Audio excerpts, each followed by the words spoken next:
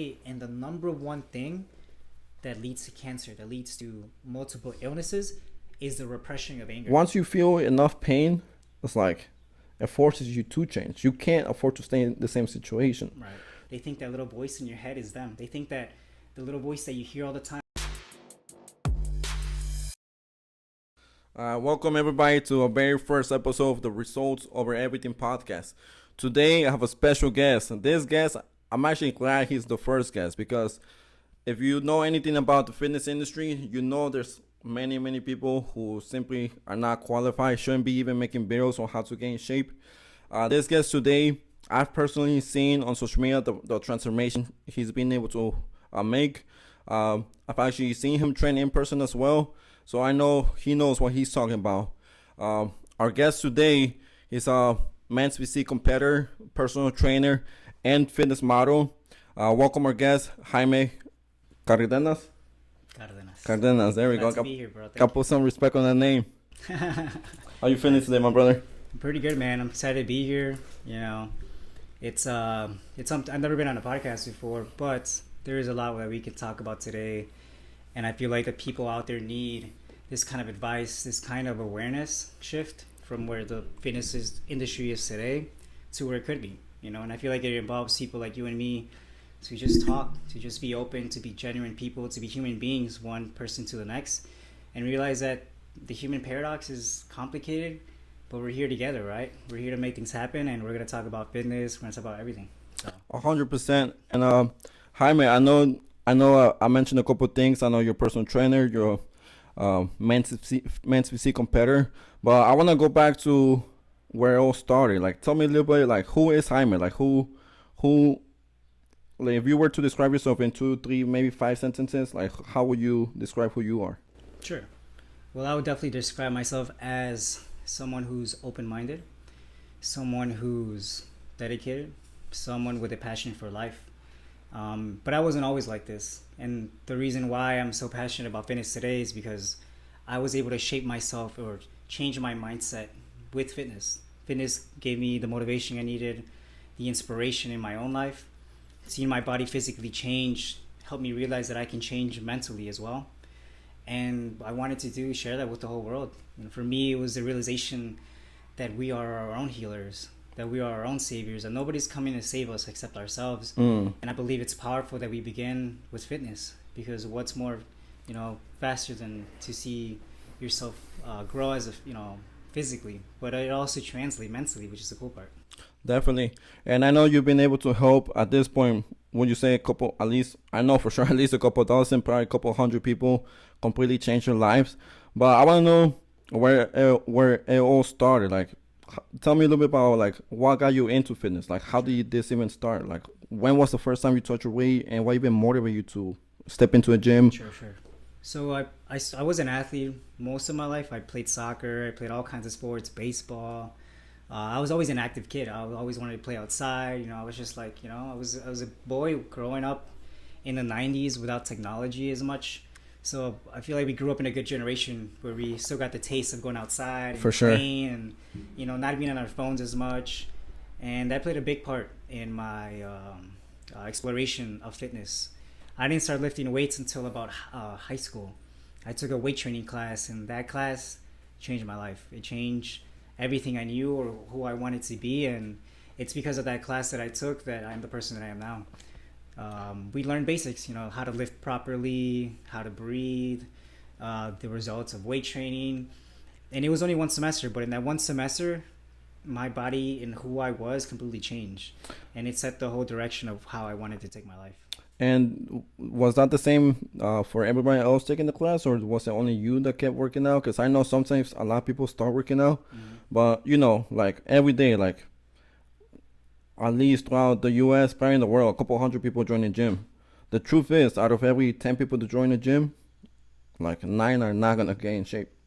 Like, so tell me, like, what do you think is like the difference maker? Like someone like you that went on to be successful with fitness, as opposed to someone else that stops, maybe gives up, maybe loses motivation. Like, what do you think is like that difference?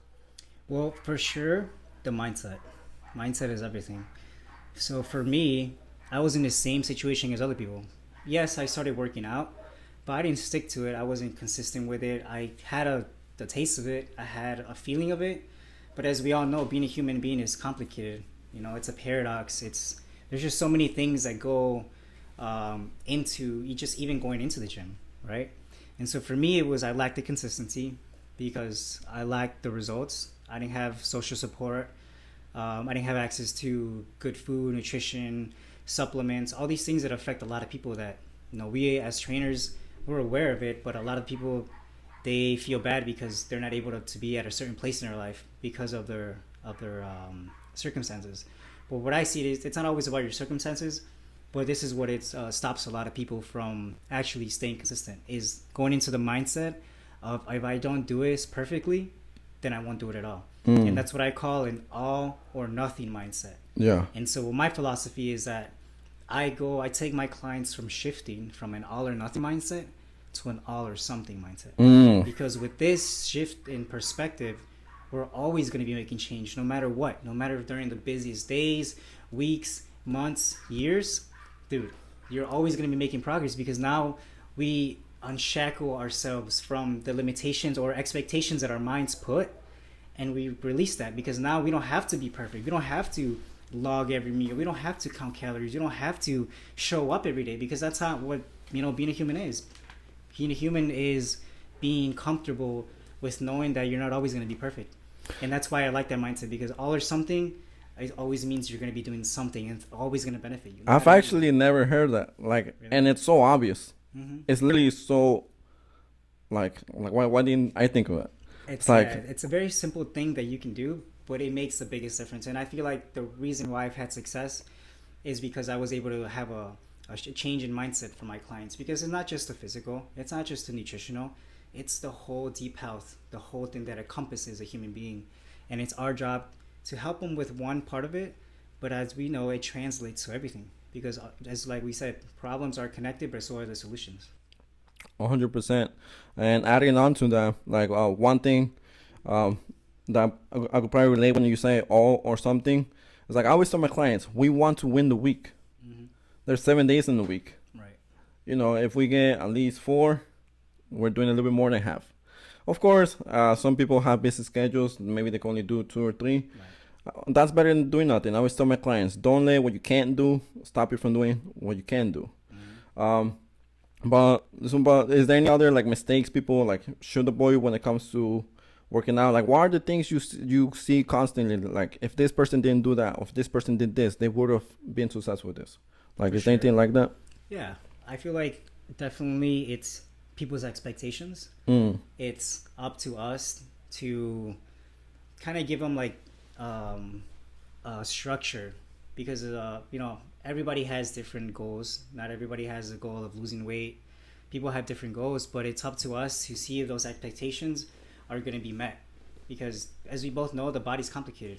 You know, there's a lot of things that go into change, and just by helping the client change or at least reframe their expectations, we can help them meet their goals in a better way, because they won't get discouraged. They'll always feel like they're making progress, even though sometimes, as we know, progress takes a long time. And that's the part that discourages a lot of people. It's the time. Time's going to pass anyways, but for a lot of people, they're so focused on this specific timeline that they have to meet. Like, for example, I've had countless clients that wanted to get ready for a wedding, right? And so they set the timeline of, hey, I have to lose this amount of weight in a month.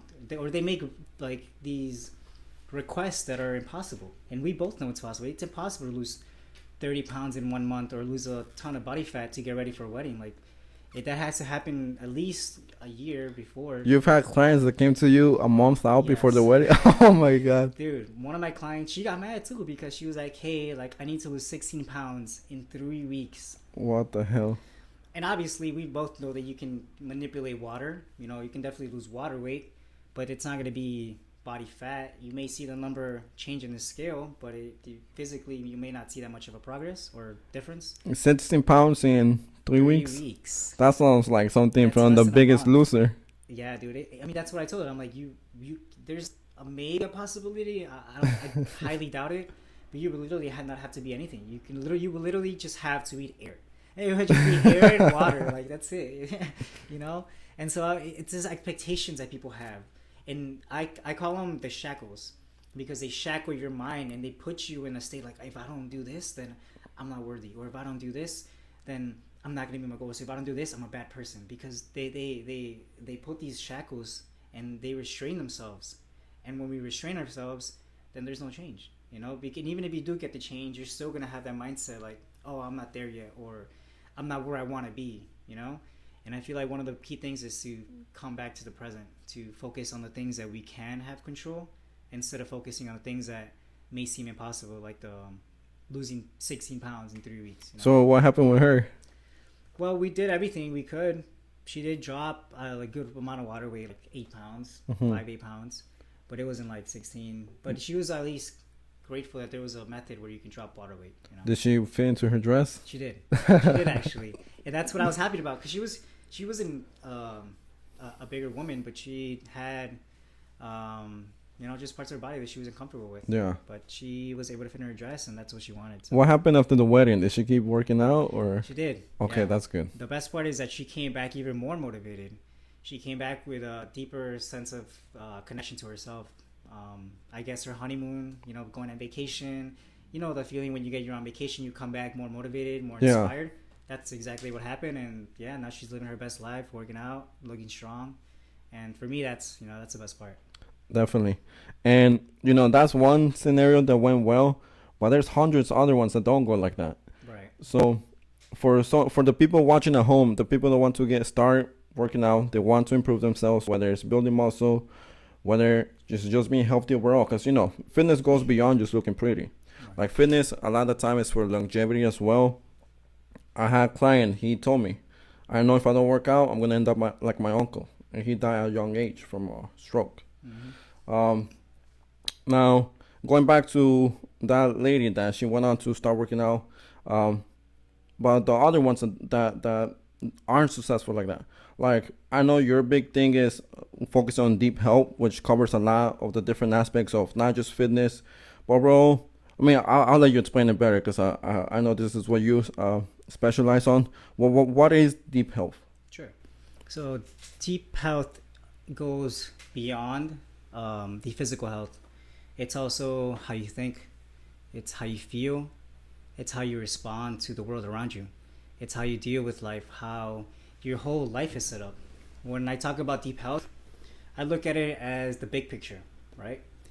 Our clients, their life is influenced by so many things, and not just our clients, but people all over. Every human being, we're influenced by so many different aspects of our lives that just by focusing on one, it can make a difference, but we have to look at the bigger picture. Mm-hmm. We have to ask questions. We have to get curious. We have to be open-minded to new ways of coaching, new ways of thinking, because like we said, human beings are complex. Human beings, everybody has a different life. You never know what anybody's going through. You never know their situation, socioeconomic status, their environment, their friends, what they're allergic to. So many factors just buy into one person. And it's usually, the people that reach out to us is because they got a point in their life where they got stuck. They don't know where to go, and it's up to us to guide them.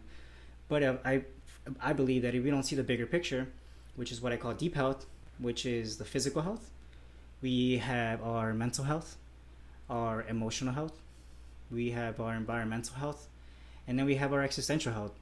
And all of these encompass what we call deep health. When we'll start with the physical health, for example, how does someone feel physically? How do you feel on a daily basis?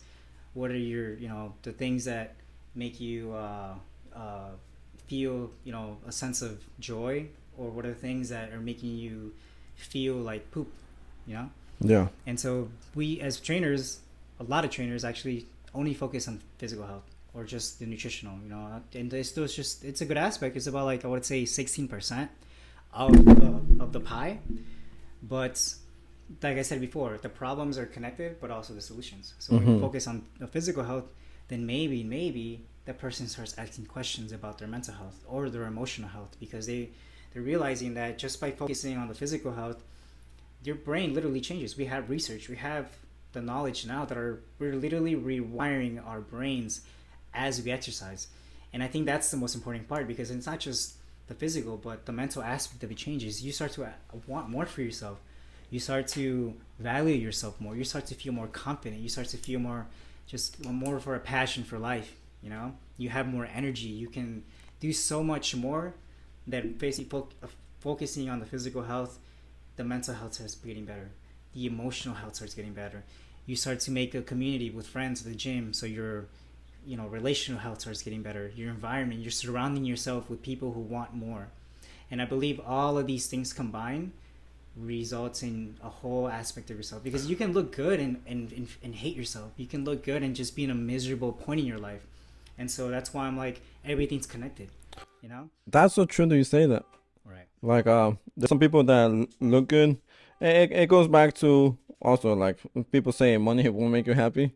I mean, I'd rather be with money and not happy than poor and not happy. So, you know, obviously you want to look good. But why do you think? Because I agree with you. Like, I noticed, like, and I figured this out early on in my career. You know, I've been training clients for almost 5 years now, a little bit more than 5. But I figured this out early in my career. Like, the reason my clients get results is not because I have some crazy workout or like a magic pill. Mm-hmm. It's because I teach them the right habits, the right skill sets, and the right mindset to get them in shape and then stay in shape and then continue to grow. But why do you think there's so many trainers both in the gym and online? Like, and a lot of these online trainers are not actually even certified or train anyone in person. But why do you think there's so many people that only focus on the physical? Like, why is there not more people like you speaking about that full deep health? Sure. Like, what's missing? What I feel like is we've lost connection to spirit. When I say that, I mean a lot of people have lost connection to who they are in their soul, right? And if we have lost a connection with ourselves, how are we going to be able to do that with other people, right? If we don't have a connection with our own self, with our own spiritual side, how will that translate into helping other people? And I feel like that's what's missing. A lot of people out there are just in it for the money. They're in it for the clout. They're in it for things that are just outside themselves, like external things, you know?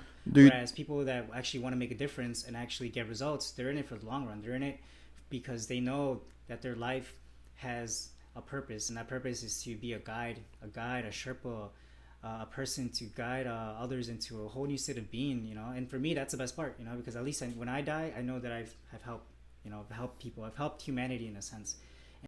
One thing I was curious about, because I know you said we've lost, if you could say again, you said we lost connection with ourselves, or yeah, we lost connection to spirit. With spirit. Now, do you feel we've lost that connection, or do you feel we never had that connection? Because I feel like a lot of time, I know for me personally, like, I didn't focus on my self-growth, my self-development, being stable spiritually, emotionally, physically. I didn't focus on that until, you know, I was closer to my 20s, because I didn't have nobody teaching me that. I didn't have the right people around me. So do you think we've lost that connection? Do you feel we just never had the connection?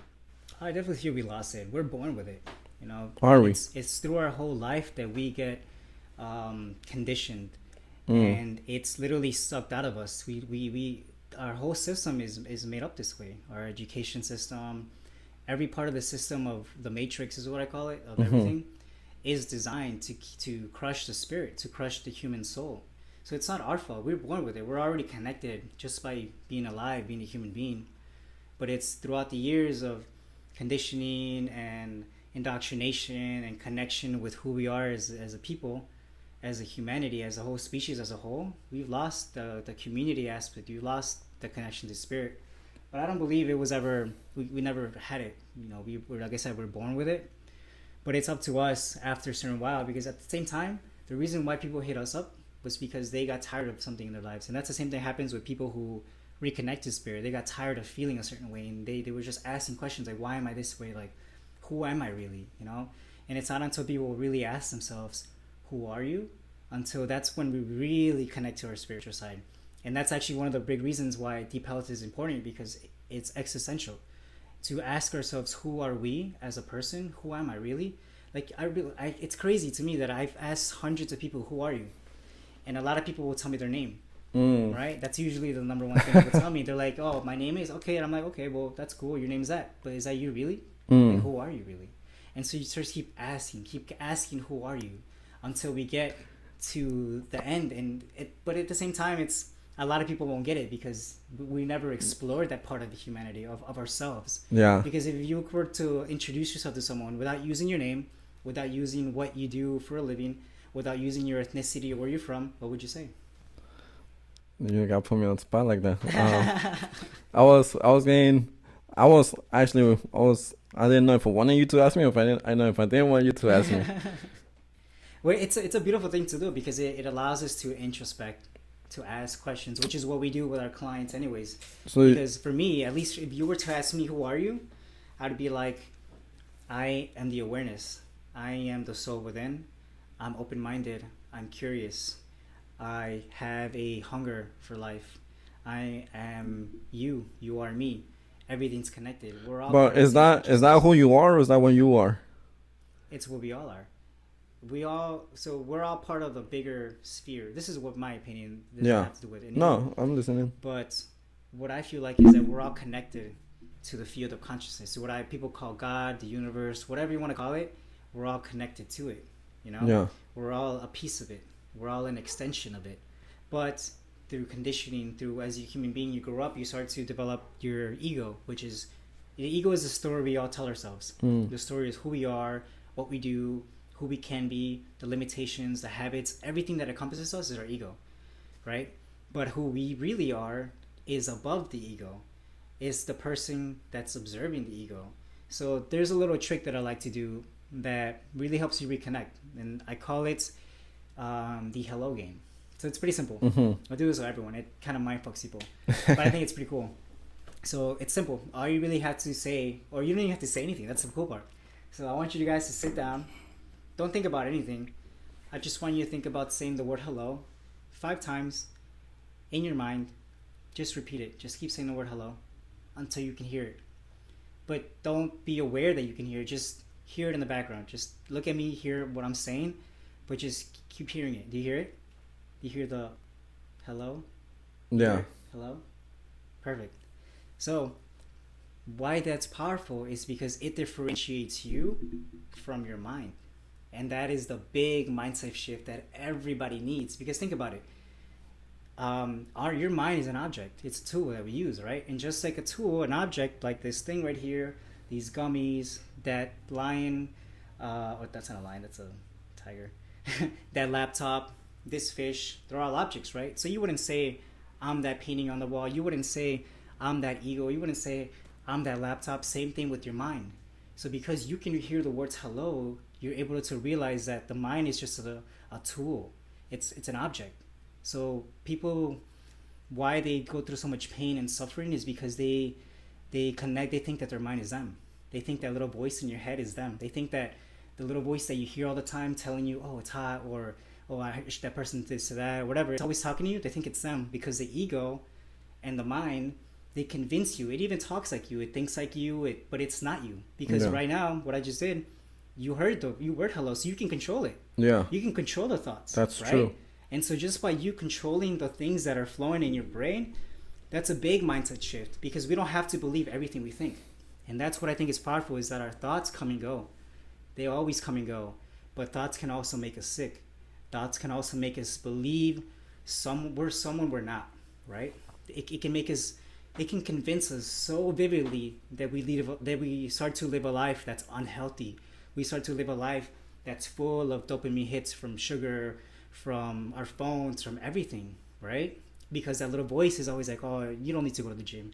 You don't need to eat this. You don't need to eat that. And by doing that hello experiment, you're able to realize, wait, that's not me. Yeah. That's not who I am. That's just a tool. And just like that tool, I'm not going to let this painting control my life. I'm not going to let that little voice control my life. Yeah. And that for me was the biggest mindset shift that I had in my whole life, because I realized that the mind, as much as it can be a terrifying place to be in, it could also be your biggest ally. Because just like I said, our mind isn't just our bodies. Our mind is everything that you see around you. The sky, this room, everything around you is being created because your mind processes information so beautifully and creates everything that we see here that, I don't know, just the thought of that for me empowers me that I have a lot more power than I think I do, that I'm not just a piece of skin or a piece of, just meat here. I'm a human being, that I have abilities and the ability to think beyond myself. And I feel like that's my favorite part about training is the realization that people have, the mindset shift, that they to themselves can create a whole new version of themselves. And that's why I love deep health, because it's not just the physical. It makes you think about about your life as a web. So you think about your life as a spider web, right? And each spider web is a spoke. It's like a little fraction of the deep health dimensions. And so each part, you start to fill out how much each part in your life is good. And that's why we have to ask questions, right? We have to ask ourselves why, how, like these things that we know that we can do. We just need the awareness, right? Yes, and that actually makes me think of a really good question, because everything you're saying is powerful. It's really, really good to be aware of that so you can start implementing it. But I'm just curious, for the people watching at home that want to start to get in better shape, they want to have a better relationship with themselves. For sure. Where do you start? Do you start with the physical? Do you want to start with the mental? Like, what's something actionable that you could give to the people at home or anywhere where they're watching? What's something actionable that you could give to them where they could start and they have the next steps of how to start implementing this? So what I would start is pretty simple. We always want to start with the most simple thing, and what I like to call a garbage list, right? So what I call a garbage list is things that we do that we know are garbage for our health, but we do anyways. For example, being on your phone like 10 minutes before you go to bed, eating late at night, having that extra piece of dessert, all the things that we know, because everybody knows, nobody's dumb. We know what we do, right? Why do people still do it? It's hard, man. Trust me, change is hard. But the reason why we start with the garbage list is because it's the first step to realize what we're doing that's garbage for our health. And that's where we start. We start with the simple. So by someone writing down their garbage list, to be like, oh, maybe if I change this one thing, maybe, just maybe, that will transfer into something that's positive for me, right? And so always start with the garbage list, things that you do, and that's where you break your action plan into focusing on one thing at a time. And that's the key, one thing at a time, one small thing, because you can't change your life in one day or right away. It has to be the smallest amount, right? Because if it overpowers us and you feel like we can't control what we're doing, then we're not going to do it, And we always teach sustainability, always sustainable things that can be done on a daily basis that are simple, but over time they compound into something bigger. So yeah, start off with the garbage list. Make sure you write down everything that is garbage for your health and go from there. And then from there you can start to build action-based plans that it's going to translate into even more growth. Definitely. And not to contradict what you said, because I do think that's super valuable and you should do that. You should start with garbages. But I think one step before that is to make the decision to change. Because here's the thing, sometimes I've had clients, and maybe you have too, that they come to me, they say they want to start getting in shape, they want to start working out. I've gotten to the point where I could kind of tell who's going to be successful and who's not. How? Because I could just see in their eyes. I could see the fire in their eyes, whether they have it or not. Now, why does someone have it? Why does someone not? Because one made a decision that they're going to change. Now, why? What was the difference? Why was one able to make the decision and why did the other one didn't? I think it's because sometimes, as humans, we either move towards pleasure, something that we want to gain, or we move away from pain. Like you can't afford to be here no more. Like you hate where you at. So I think making the decision that you're gonna change, because once you feel enough pain, it's like it forces you to change. You can't afford to stay in the same situation. Right. Now, some people, they don't realize that you could become better. So instead of moving away from the pain, they just start adding on top of it, like drinking, like smoking. And then I feel like that's why we have all these mental health issues. A lot of time it's just you not taking care of your health. Any thoughts on that? Yeah. So what I feel like is, it honestly, one quote that always stuck with me throughout my whole fitness journey is that people will change when they want to change. You can't change people. You can think someone has fire in their eyes. You can think someone won't be the successful client, but people change when they want to change. So even if that person starts off really motivated, like, yeah, let's go, let's fucking lose these 100 pounds, and then 2 weeks in, they're not that same person. They don't have that fire, and then they just quit. or that other person that's scared to do it. You feel like, oh, they're not gonna be consistent. Like they look Yeah. like they're putting too much excuses. By one workout or two workouts after, then they get hooked. Then they get bite by the iron bug. Yeah. And then they become into bodybuilders. You know, like we don't know. We can't tell. We can't predict the future. We can't tell because people, like you said, are complex and they change whenever they want to change. But the crazy part about change is that there's so many layers to it, right? Because there's the pre-contemplation stage where we're not even thinking about change. We're not even thinking about working out. We're just living our own life the same way we're living, right? And then there's a contemplation change where now you're actually thinking about it. You're like, oh, maybe I should start working out. Maybe I should start taking care of myself. You start to really like ask yourself questions like, well, like maybe I should do this. And then it's the actual part where someone reaches out, and that's the part where it's up to us to guide them to, be like, all right, this is a reason why you want to change. But it's not like we have to tell them, because anyone can tell you need to change. Anyone can tell you need to lose weight. Anyone can tell you to move more and eat less. Anyone can tell you calories in, calories out. Yeah. That's a lazy way to go, That's the irresponsible way to go, because it just makes people feel like it's that simple when it really isn't. When if it was that easy, everybody would just do it, And I get it, you're gonna have all the science bros like, oh yeah, it is like that. But bro, change is an art. Change is also science, but it's also an art. Because as we both know, human beings are so complex. It's insane. One person can say one thing one day, they can do the next thing the other. And so it's up to us to guide them. You're like a little shove here and there, like, no, you're doing this, no, like that, like that. And it's the hardest thing in the world to do, but it's attainable. But it just takes the right people to guide you. Like us, we've had experience with people not wanting to see the the sides of change, and to just wanting to maintain what they've had before. The way because human beings, we always go to what's familiar. We always go to what we've always known because it's safe, and it's a thing that we've used to survive for millennia. We use it to survive from lions, from fucking saber-tooth, like all these things. It was a survival mechanism. But nowadays, it's not a survival mechanism. We don't need to go hunt for our food. We don't need to be always paranoid and aware. We need to be in a mode where we're relaxed, where we're less stressed, where we are getting sleep, or we're getting exercise.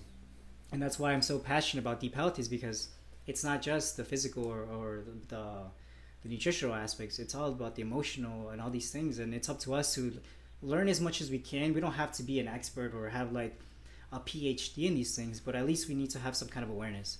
And I feel like a lot of people need more education on not just the anatomy of the body, but also the aspects of someone's mental aspect, the inner world. Because the inner world will always translate to the outside world. Because everything who we are now it started off as a thought, as something that was shaped by our surroundings, by the people we surrounded with, our parents, our friends, everyone. It's all connected. So, is there any like daily tips or daily things you encourage people to do to connect with their goals, to connect with their goals? Like, is there any like specific exercises they could be doing on the daily? And I'm not talking physical exercises, Sure. or maybe there are some physical that helps you connect with the mind. Like, what are some daily things that people could start doing to connect with their higher self? For sure. Well, one of them would definitely be, as soon as you wake up, make your bed. It seems like a easy and obvious thing to do, but a lot of people don't make their beds. And I realize that a lot of people don't make their bed as soon as they wake up. Yeah. Why? Because maybe they're in a rush, maybe they have to go do something real quick. But if we train ourselves to do our bed as soon as we wake up, we've already conquered the day. Because you already did one action-based thing that later on when you're tired from the rest of the day, you're going to see your bed nicely made, you're going to feel good. Yeah.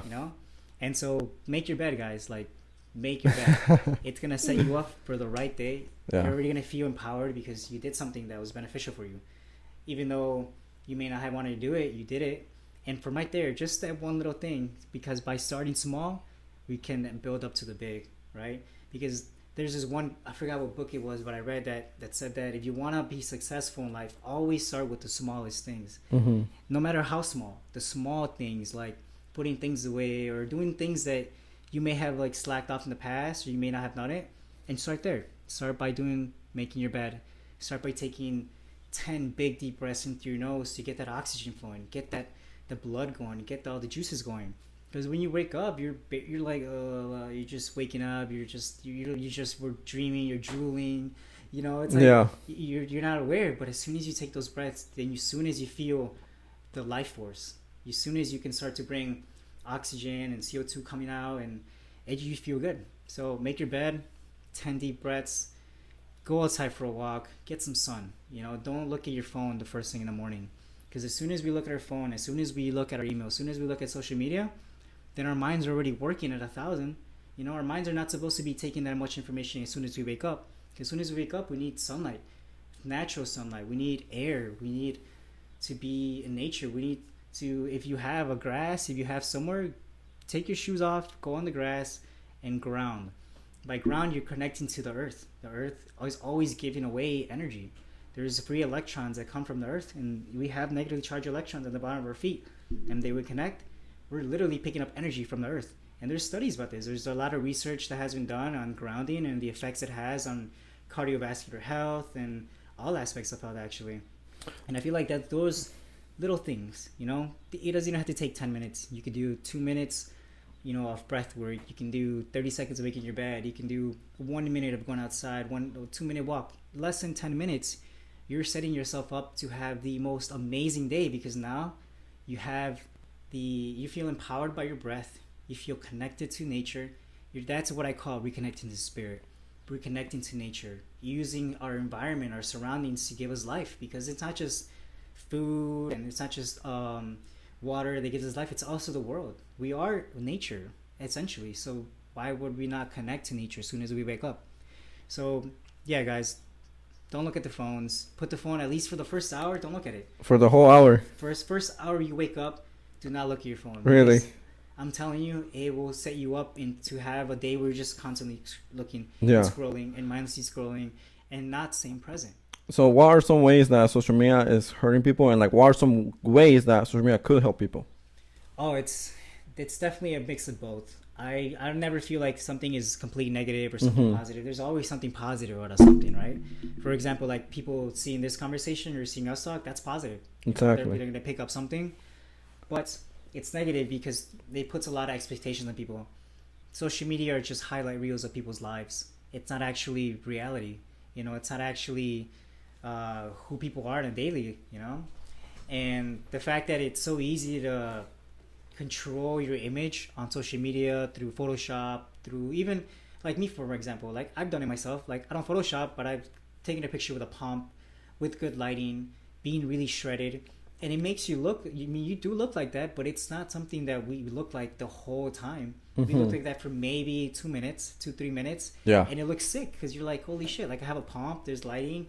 You know, if you flex or you pose a certain way, you can make yourself look bigger than you actually are. Yeah, because I've seen your social media, you've been looking crazy there. Yeah, and that's a beautiful thing I like about bodybuilding is because you're able to shape yourself, or you're able to position yourself in a way where the body looks crazy. You're literally building your body to be created into an art, to be created into like a statuesque kind of figure. And that's why I got into bodybuilding, because I'm like, wow, like I was always self-confident with my body being skinny. That bodybuilding gave me this like option to, I mean, I'm still skinny. I'm 140 pounds wet. But you're lean. Yeah, you're lean, build muscle. Exactly. You know, and I love that, you know. Now, for the people who are like what you're saying and they want to continue to follow you, where can they find you, by the way? Yeah, so you guys can follow me on Instagram at HIMEHC, Jaime C, or on TikTok, same thing, HIMEHC, Jaime. And you guys can email me for anything. My email is JAICAR_2394@yahoo.com. I'm just curious, what got you into bodybuilding? Because I know you competed in men's physique, right? Yeah. So how did that come to be? It was honestly really random. I mean, at that point I had already been working out for like 5 years when I first contacted a export trainer to kind of guide me, you know, into a bodybuilding show, because I saw he was big and I think I've seen he competed a few times before. So I asked him, I went up to him and I asked him for advice, and he was like, yeah man, if you want, we can get you into a show in a month. And I thought that was crazy. I'm like, no, there's no way I can get ready fucking for a show in 4 weeks. Were you already lean? I was already kind of lean, yeah, but it was crazy. I had never experienced something like that before. I had never experienced my body being pushed to the limit. How is the training different from like just someone like your general population? It's the training's the same. You still train hard and heavy. It's just only like the last week I would say that I didn't train as heavy. I just trained for the pump, Mm-hmm. just maintenance. But it's like training while you haven't ate and when you're tired and when you're it sucks. Like it's people when they see these physiques, they admire them, right? Yeah. Because they look lean. It took a lot of work to get there. But a lot of people don't realize is that you feel like shit.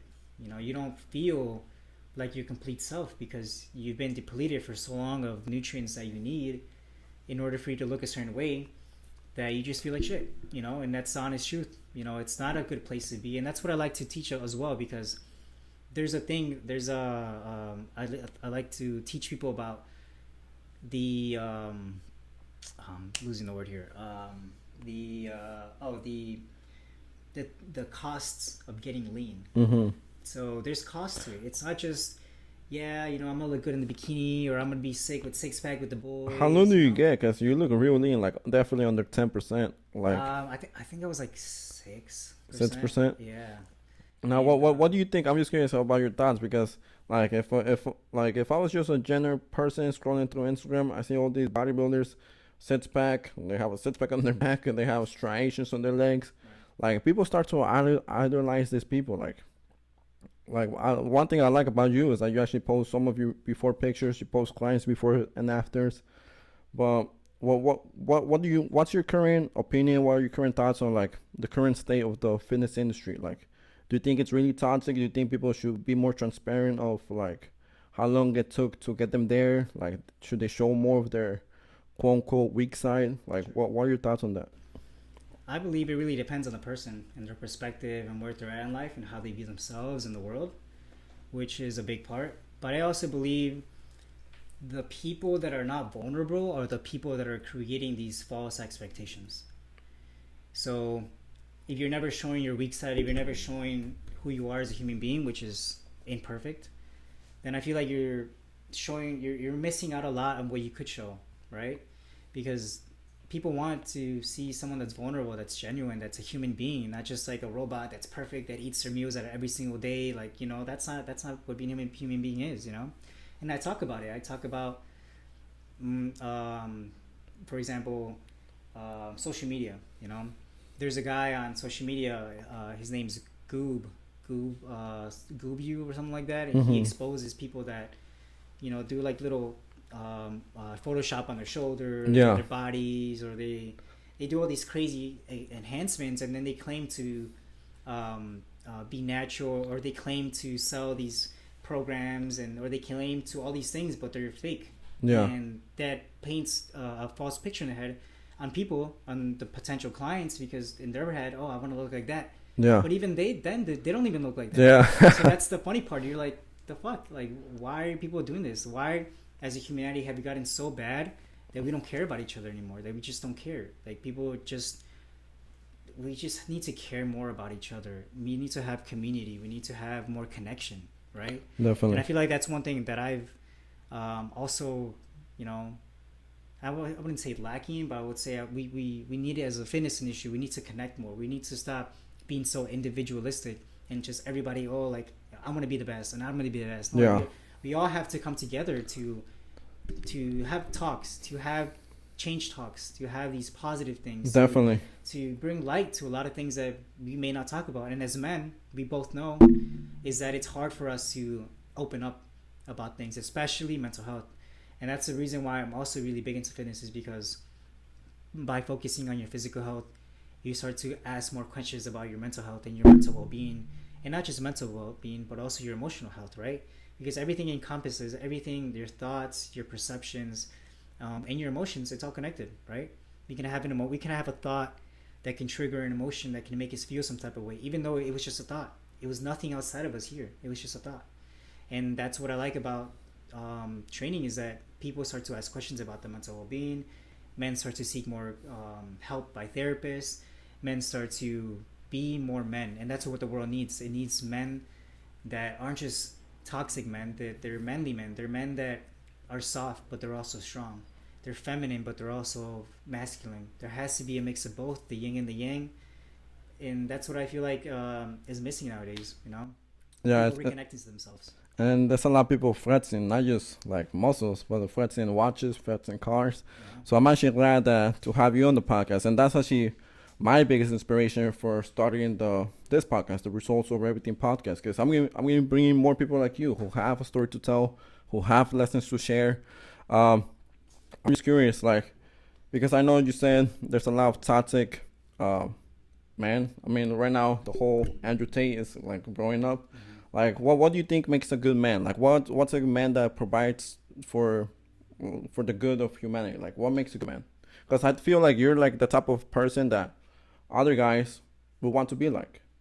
So, like, what makes a good man? Well, for me, I always grew up super sensitive. Like I was a super sensitive kid, and as we both know, this generation has grown up with men Sensitive in what ways?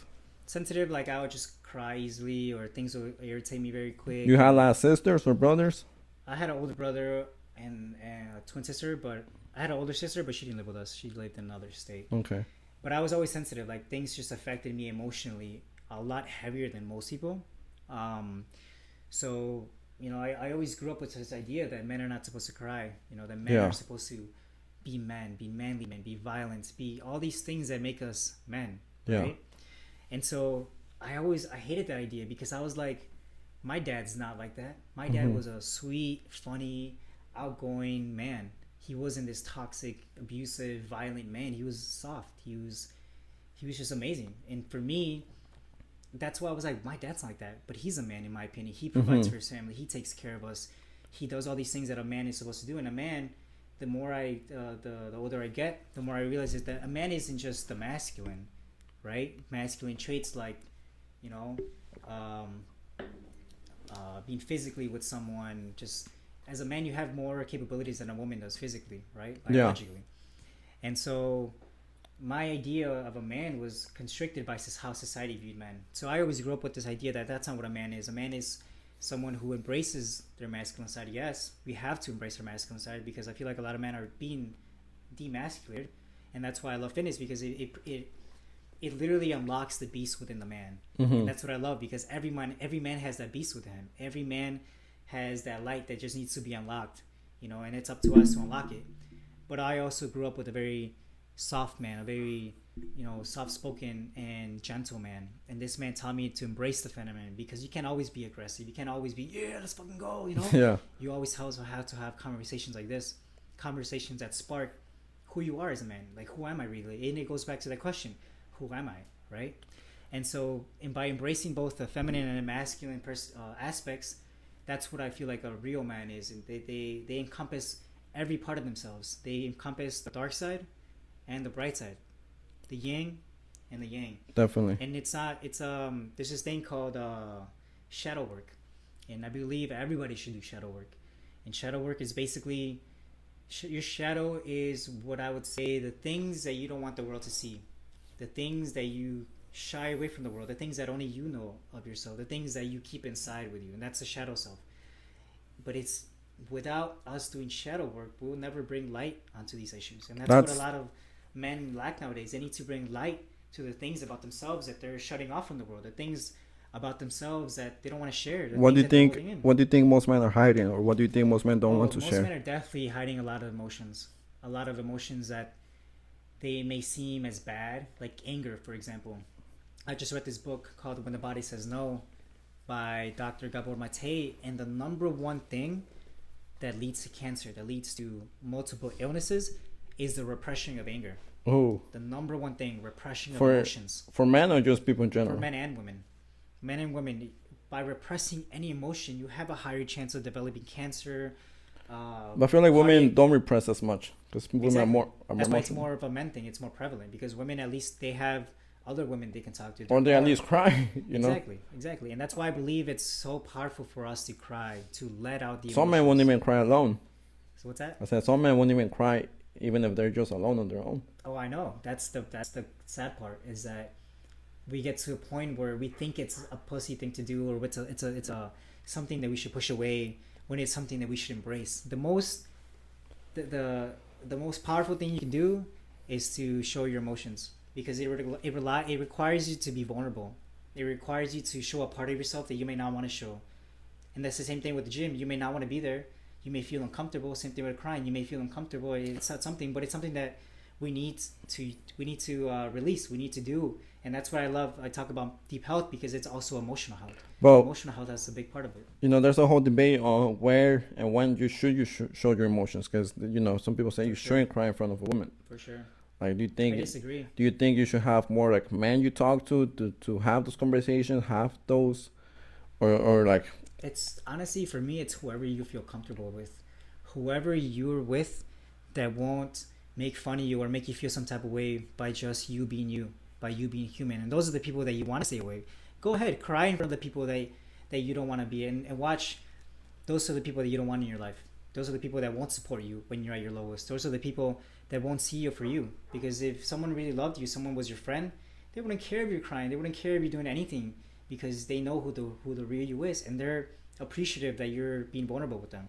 Like my wife and I cried in front of her so many times, and it's always hard to show emotions in front of someone, especially in relationships, because you don't know how the person's gonna react.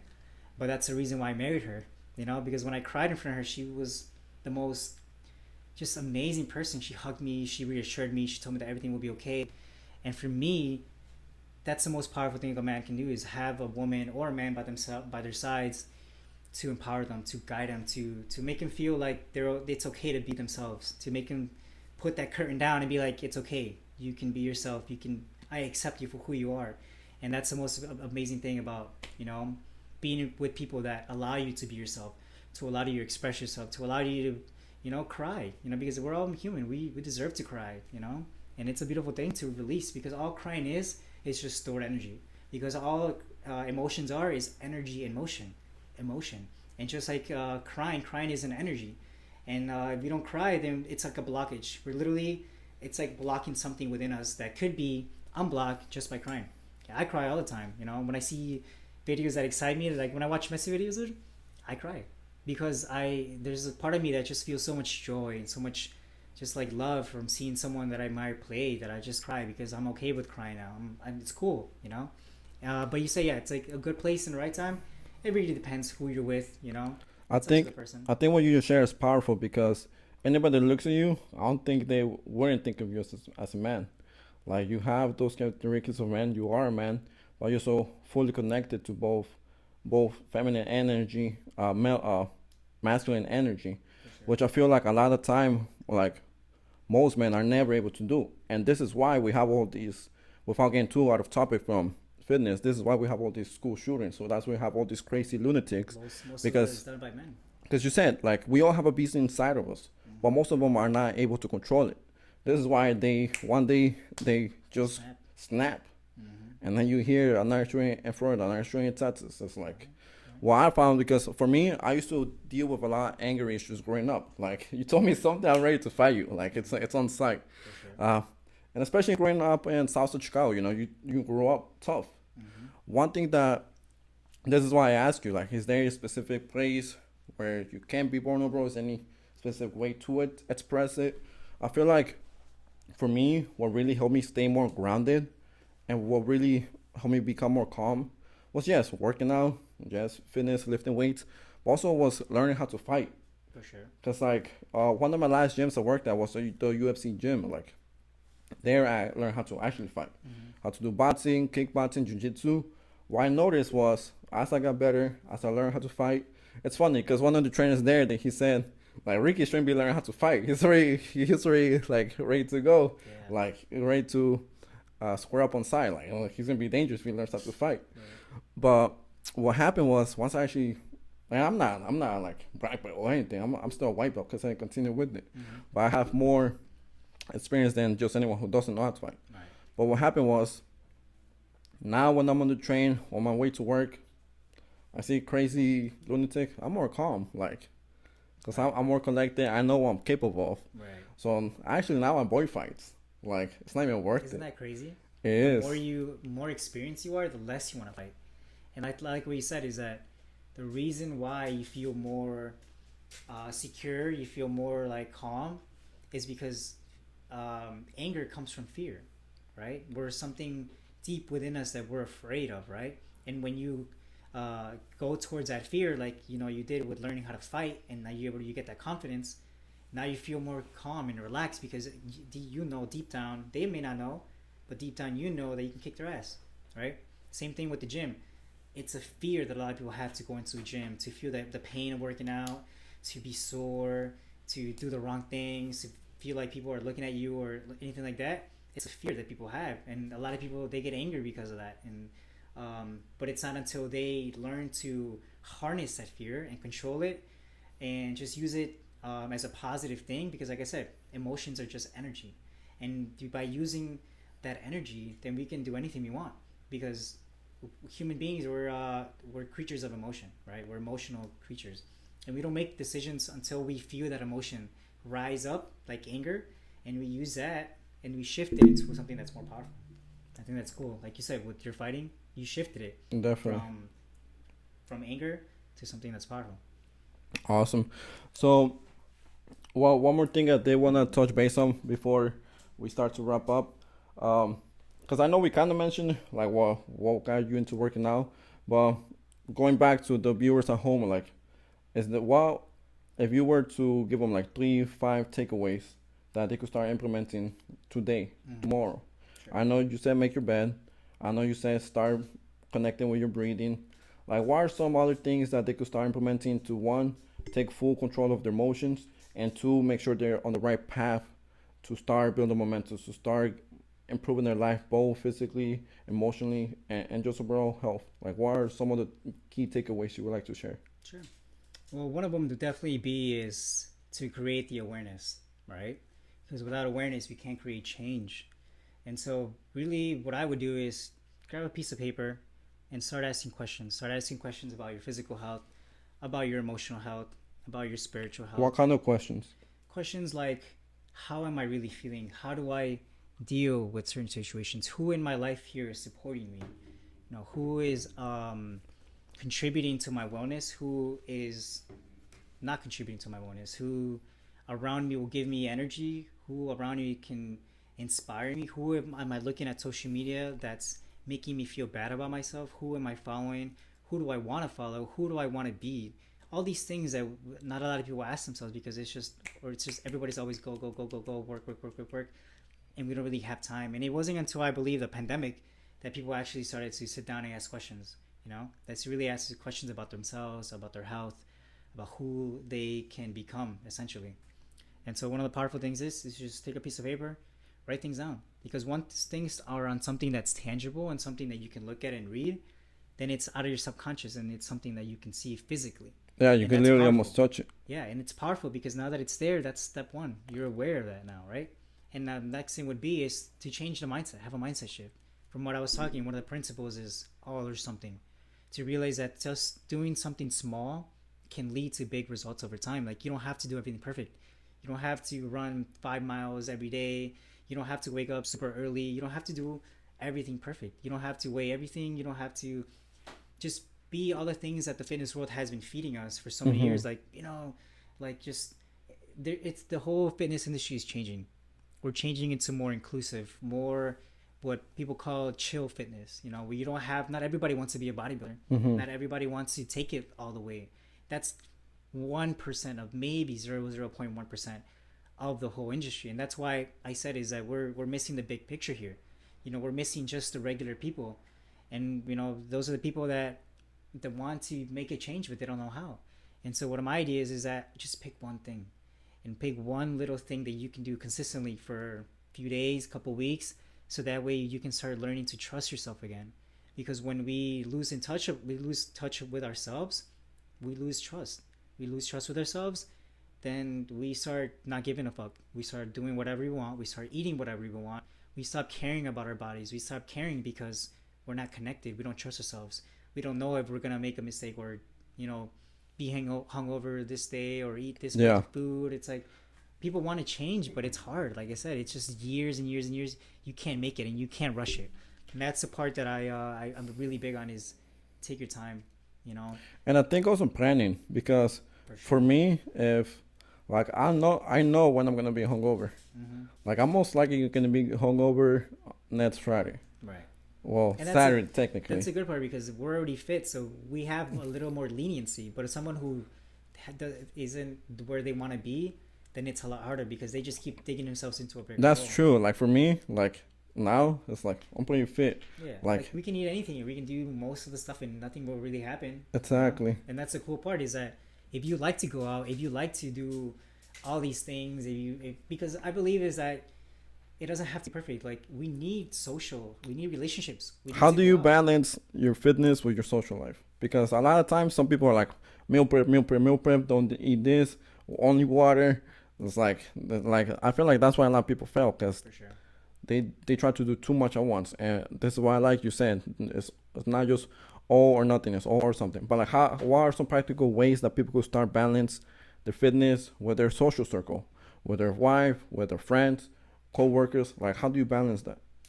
Well, for sure, you definitely want to communicate these things with your close group. For example, if you know you're on your fitness journey and you want to lose weight, make that known to your group of friends. Be like, hey guys, I'm on my fitness journey. I want to lose weight. Will you guys support me? Will you guys go do these activities with me? Will we go somewhere else that's not drinking and eating a lot of food? Can we do activities that we can do physically that we can all do together? You know. And so it really depends on the person. Like I said, communication is big. Communicate that with your friends. Let them know, and if they support you, then you have a great group of friends. Like those are the people that want what's best for you. If they don't, they're like, oh, you're changing on us, and you know this and that. Then that's your sign right there. These people do not support your goals. And I'm not saying don't be friends with them. I'm just saying keep your time separate. You know, separate yourself a little bit from them and focus that time that you could have been with them on improving yourself, right? Because our environment plays a big role, because it's not just the food that we have in the fridge. It's not just that. It's the political atmosphere, how the world is today. Everything affects our health, not just our food and physical health. It's everything that is being fed with our mind, everything that we see with our eyes and hear with our ears. That's also our environment, and that has a big effect on us, because someone could be doing everything perfect, but if there's a war outside their house, guess what? That's true. Nothing's gonna happen because they're not in the right mindset. Their environment is dictating how they're feeling, and so that's another aspect of deep health that we didn't get to, is the environment. Everything around you is your environment: the food, the people you talk to, everyone you know, the news, social media. All of these things paint a picture for you, and depending on how you see the world, your own subjective experience, then that's how much of an effect it will have on you. Like some people, it will phase them. They won't even think about it. But for other people, they'll live in a fear. They'll live in the fear that COVID, wars and AI and aliens. It's just so much that we got to a point where we really need to, I would say, to turn away from technology for at least a week. Don't deactivate your socials.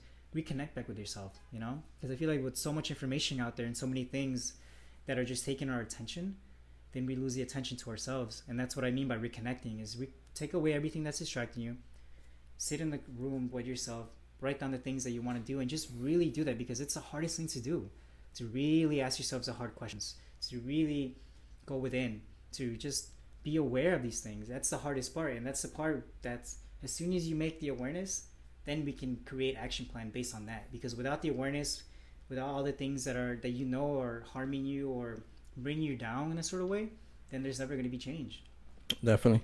Are you able to recall like that moment, like when you were like fully aware that you needed to change? Because I know when I met you, I was working downtown at, we used to work for the same company, remember? Yeah. It was Retro Fitness. And at the time you were working a restaurant as well, right? Mm-hmm. And you were still already doing personal training. Yeah. Well, I was in there already for like a year. And my point is, some people are kind of one foot in, one foot out, or they're trying to balance different things. How do you, like, when was the moment like you realized I need to dedicate myself to fitness, helping others? Like, when was that moment that you decide, okay, let me go a little bit more all in? So for me, I was like you. I was just training friends, family, just like that. I wasn't certified, but I was helping people, making workout plans, showing people videos, YouTube videos that we all use as a guide, because there wasn't really much information out there back when we were doing it. Like, now there's too much information. There's too much information. Yeah, that's the thing about it, is that misinformation. Exactly. The thing about the fitness industry today is that there's just so much information, and it's hard to differentiate what's, you know, actual good information and what's can actually, you know, stop you from reaching your goals and make you more confused. And for me, it was the fact that we all heard these slogans in the gym, you know, like all the basic stuff like, oh, beach body and six pack abs, and everybody wants all these things. And so we all like were surrounded by that. And for me, it was like, but what if we can go past that? What if we can go past you getting ready for a wedding, you getting that six pack, you getting that hourglass figure that you wanted? What if we could get past that and get to something that's sustainable? Get to something that we'll look at and we'll be like, oh, look, summer's coming. I have to get my body ready for summer. You know, it's like not everybody needs to do a bulk and a shred. That's only like a bodybuilding thing. And even then, it's not the best way to do it. You know, it's slow and sustainable is always the way to go. And that's what I'm always going to preach from today until the day I die, because all the quick fixes in the world will never help you, because they're quick fixes. You know, they're never going to sustain you long term. All these 30-day challenges, the fake ones with the teas, and, you know, some of them may help you like get started, but they're not sustainable. And so what I teach is, if you start sustainable from day one, then you'll make change. Because if you just want everything right away, you're always going to lose trust in yourself. You're always going to get discouraged. You're going to start and then you're going to stop. You're going to start, you're going to stop. And I was in the same little, you know, circle too. Like, I'm not saying I'm perfect. Like, I was always perfect. And I still kind of am. Like, I'm not saying that, you know, I still don't deal with issues of my own, with eating, with working out, with staying motivated. But I have found ways that, or I have found more empathy for myself is what I would say. Because now, the more I see it, the more I'm like, before I used to be so, come on, get it done, you know, like, let's go, like, no excuses. Really? That was my mindset for a long time. And that's not good? It's for me personally, from what I've learned, from what I have grown and how I see the world now, that's not the best way, because we can't shame people into changing. We can only shame them for so long until they're just like, they start to hate themselves. Because at some point, we look at it today. Bodybuilders, for example, best physiques in the world, 0.0001% of the population, elite bodybuilders, and they have body dysmorphia. They do. Why? Because people, they're just so fixated on this idea that they need to be perfect, or that they need to look a certain way in order for them to validate themselves. And the worst part is they do all that for validation, but then they end up suffering the ultimate sacrifice, which I know there's been a lot of bodybuilders that have been recently passing away. It's either really low body fat, abuse of steroids, or just not sustainable lifestyle. So, but I'm just curious, like, for you, like, have you always been this passionate about helping people? Have you always wanted to help people? No. Or like what motivated you to become a trainer? Or like, how did that happen? So it all started when I was a emergency medical technician as an EMT, and I worked in the city of Chicago. I worked in Inglewood. I worked in back of the yards, and I've seen the detriments of health. I've seen violence. I've seen murder. I've been shot at before. I've been spat on. I've seen the worst side of humanity. And all of that was because these people were not connecting to themselves. Their environment was fucked up. They didn't have opportunities. They didn't have access to clean food. A lot of them never loved themselves to the point where they actually want to change, right? And so I was always surrounded by just like negativity, just sadness, despair, grief, poverty. And so for me, just being in that mindset, it felt like hell. Like, honestly, like, I wanted to help people. I was actually going to go in the medical field. That was my stepping stone. You know, that's what I wanted to do. But at some point, I got sick of it, because I'm like, the healthcare industry today is so messed up, like so archaic and brutal and greedy, that I didn't want to be any part of it. I wanted to be part of the solution. I wanted to be part of the change that I wanted to see in the world, and that seeing older people not being able to walk, overweight. I saw so many people that were obese, dude. Like, it broke my heart, because most of them were 400 or 500 pounds, 600 pounds, and at that point it's morbid obesity. But it's not even like, you know what's crazy is that back in the day, those same people would be on the circus shows, and they would be that's true. But nowadays it's so common. Like, everybody knows someone that's that big. And so for me, just seeing that, it broke my heart, because these are human beings. They need love and attention too. They needed someone at one point in their life, and at some point nobody was there to help them and guide them. And that's what really got me, that I was like, I don't want any of my friends or anyone that I know to ever get to that situation where they get to that point. because I was surrounded by it. And the one thing that I took from that experience in my life, I asked people that were older, already in their 80s, older people, and I asked them, what's the one thing that you regret in life? Oh man, that's a tough question. That you wish you could have done differently. And those answers from all of them, that's what changed my what would they say? So a lot of them would say is, I wish I took better care of myself. Number one thing. I wish I had spent more time with my family. I wish I would have worked so hard. I wish, I would have tried a little harder. I wish I would have loved myself more. I wish I would have gave my family more time, and so they, because a lot of them are lonely. A lot of them, their families don't visit them. They're depressed. A lot of them on medications. And for me, just being in that situation made me want to just be the change, be that little spark in people's lives, just give people a new perspective. That's all I wanted. I don't care. Like I said, people change when they want to change. So I never really cared about, oh, I'm going to change this person, because I know, like, you never know. Someone can make their life better, but at least I know I planted that seed and gave them a new perspective on life. I think that's a very powerful point. The last part you said, sometimes you just want to plant a seed, because sometimes, yeah, you might want to change, but sometimes you don't even know what's possible. Right. Like, for example, for me, when I got into fitness, I was working out for at least a couple of years. I had gotten into the fitness industry. My first job wasn't as a trainer in the fitness industry. My first job was Elite Fitness. I was selling the memberships. Right. I was selling memberships, and then if the person that signed up wanted personal training, I was selling them the personal training, and then I signed them to a trainer. And I did that for like almost a whole year. Now, what happened was, every time that I was signing someone up for training, they'll be a little bit upset because they thought I was going to train them. But they realized I was going to assign them to a trainer. So they wanted me to train them. Right. Now, I still wasn't a trainer. I left that job because I felt like most trainers there, they weren't even taking their job serious. Right. Like, a lot of time, most of them, they were just there for, they get their hourly. They're just there for the fun. And then, so I left the job because I didn't feel I was servicing them properly. If they're not going to actually get someone that cares for them and help them out, I don't want to sell them training, because that's not doing them a good service. Right. Now, I applied for another gym downtown Chicago. That was the Retro Fitness that I told you about. That was actually my first real personal training job. Okay. I have been training friends and family before that, but not like, like legit. So, but I didn't apply for personal trainer. What happened was, I applied for the same position I was in my last gym, for sales memberships. And now what happened was, the guy that interviewed me, his name is Dave. Yeah. He was a fitness director there. He interviewed me. He asked me the questions. You ask anyone you interview. At the end of the interview, he told me, like, I think you applied for the wrong position. At that point, I was like, what the hell did I do wrong? I guess I messed up or something. He said, no, it's like, I think you should be in sales, selling memberships. I think you should be one of our coaches. He said, because the whole time you said you wanted to help people. You wanted to help them with their fitness. You wanted to help them improve their lifestyle. So he said, I see the passion in you. So I think you should take that step. Let's get you certified, and you can start training our clients. That's awesome. It's all the potential. My whole point from that is, it took someone else to see that in me. Right.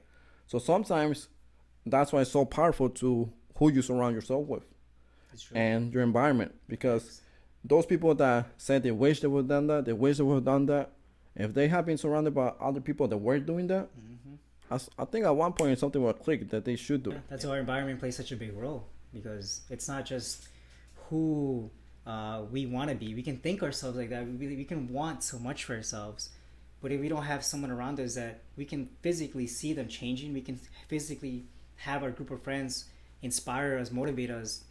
Like that guy said, he saw something in you. He saw that passion in you. If we don't have anyone like that, be like, hey, you want to go for a run? Even something like that. Or you want to do like talk and walk? Let's go for a walk. That right there, that's the key. Your environment, the people you surround yourself with. And if a lot of people don't have that, and I feel like that's the reason why training is so powerful, is because you have that social support from a trainer, someone who's going to be there for you to guide you from beginning to end. 100%. So there we go. Those are like one of our biggest takeaways. And it's so true. It's so powerful. The people you surround yourself with, that are going to make you or break you. So that's why I'm very glad that you're here with us, sharing your knowledge with our viewers. Jaime, it's been a pleasure having you on the podcast. Thank you, bro. Appreciate it. We're going to do this again soon.